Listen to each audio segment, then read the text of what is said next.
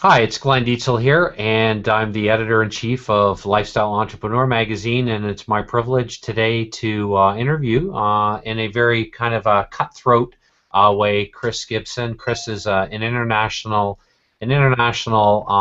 sensation, if you will, in the area of holistic health and lifestyle. He's also a best-selling author, and I'm really excited about the interview with you today, Chris. I'm excited to be here. So I've got my pen ready because writing is the doing part of thinking, and it always gives me an opportunity when I'm interviewing experts like yourself to take notes. So I want to talk about business momentum today, or as you put it, kind of this metaphor of setting oneself on fire. So what is your definition of business momentum? Well, business momentum is being able to take being on fire for what you're doing, for your customers, for your product, or whatever your business is about, and being able to give it trajectory, to be able to give it some power, some boost. And today, more than ever, consumers, even business to business, is really consumer anymore. It really, they want excellence and they want it with speed. If you can't give it to them, it's a competitive world market now. Someone else can. So there's this balance you have to strike between being sure that you can give quality, but there's a lot of speed involved, especially with all the technology we have now driving everything.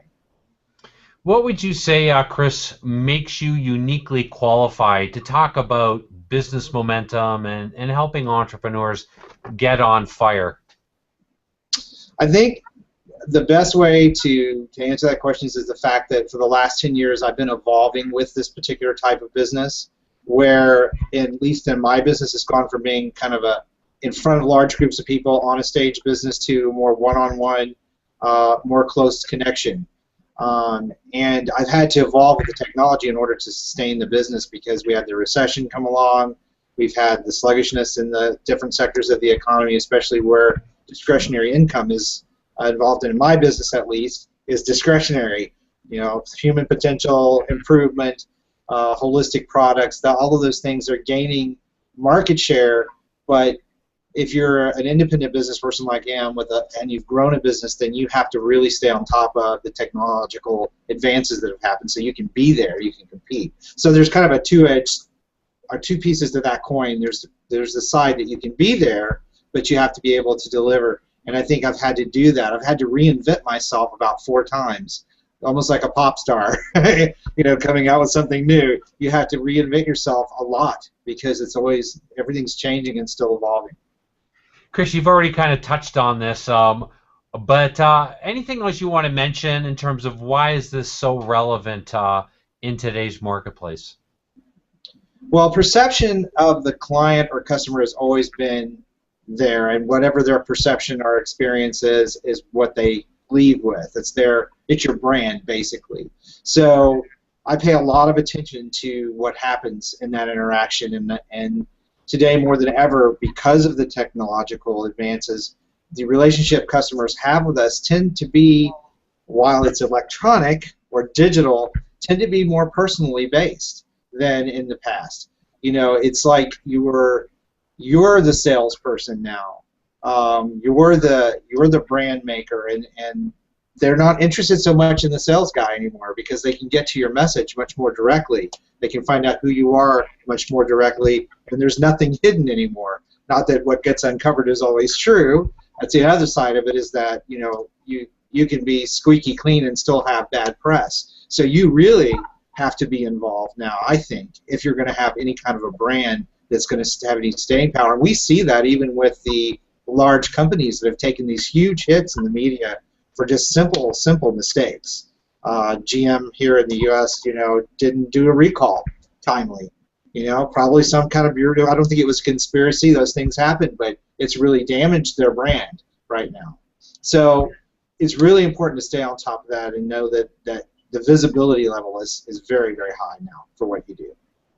How does your system work to help entrepreneurs create the kind of momentum that you've been able to do with your own company? Well, what goes in place with me working with other clients is again that focus. the focus in having a solid plan and not taking on too much at once. What I see a lot of business folks doing is trying to accomplish too many things at one time, so they kind of get lukewarm results everywhere. It really is about defining what you do well and doing that very well and getting that as clean and lean and mean as you can, and then taking and scaling your brand. A lot of people want to get there so quickly, they don't see the things that are coming down the road that are going to knock them off. There's always going to be something in your way. Something's always going to show up. But if you're focused and you get your inner workings of your business down to a fine machine, then you're going to be really aware of what's coming. You're going to be doing the best job you can in those areas, and you're going to naturally be able to scale your business, which is what everybody wants. Yeah, absolutely. What do you think is or what do you see as the number one mistake that entrepreneurs are making today to create the kind of on-fire momentum that they're missing? The biggest thing that I see is they're not managing their business relationships in the way that they should. People tend to want to hang on to a business relationship even if it's bad, or creating some sort of dissension or slowness in their business dealings. And relationships are everything. Kind of going back to what I said on the brand side, you have to be able to know that some relationships you're going to outgrow, and you need to outgrow them, and you need to let those relationships go and not drag them kicking and screaming along. And I see that happen a lot, that people won't manage that. And they'll keep employees too long. They'll keep vendors too long. I learned all those same things. We made those same mistakes. You're not doing yourself, your customer, or that person or vendor a favor if you continue to drag them along when they're impeding your progress. So that's something I had to learn as a business person, that you may love somebody to death, you may love a vendor to death, but you may have outgrown. I just outgrew a lab and had to change. So that had been with us for almost 20 years. It happens, and you have to be able and willing to make those type of decisions. What would you recommend as the first actionable step for those that are watching this interview right now? To list out all of the things that you're doing to make sure that they are in agreement with your vision, to make sure that they match it's almost like a belief system, to make sure that the things that you're doing and the progress and the programs that you have running are all in line with what your ultimate outcome is, whether that's to grow your business, reach more people, whatever that is. Because a lot of times what happens is we don't write things down, and we think we're doing things that are taking us in that direction, but by analyzing that and here's the goal that I want to reach, these things. Here on this side are the things that we're actually doing, and finding those things that may not fit or be time wasters and getting them out of there. So the first thing is to really understand where you want to go and make sure that the actions you're taking match that. Chris, I got one more question for you, and that's this. What's the one question that you wished somebody would ask you, specifically a business owner, an entrepreneur, that they haven't asked you before? What is that question, and what would your answer be? I guess it would be, how do you manage to consistently provide a service when you do have all of these things that come up? How do you plan ahead for that? Because so much of it is unknown. And I would answer that by saying, again, by having a well-defined idea of what you're doing, what you're about, which matches your passion, which looking at all of the things that you're doing to make sure that they're in alignment with that, then you don't run into those things as often. And when you do have something come up, you're better prepared to deal with them. So I don't often get asked that. I get asked how I got somewhere or how we got to this point, but you don't get asked, how do you prepare for that kind of growth? Great question. Chris Gibson, thank you so much for your time. Oh, great. Thank you for having me.